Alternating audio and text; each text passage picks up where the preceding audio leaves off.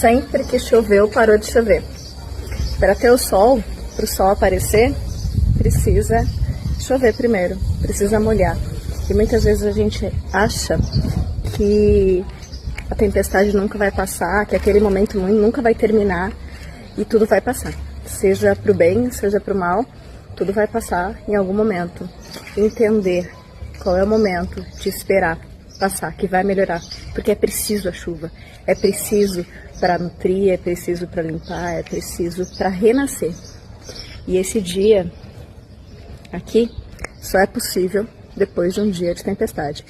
Então espera mais um pouquinho, toma teu café, caminha, aproveita um pouquinho.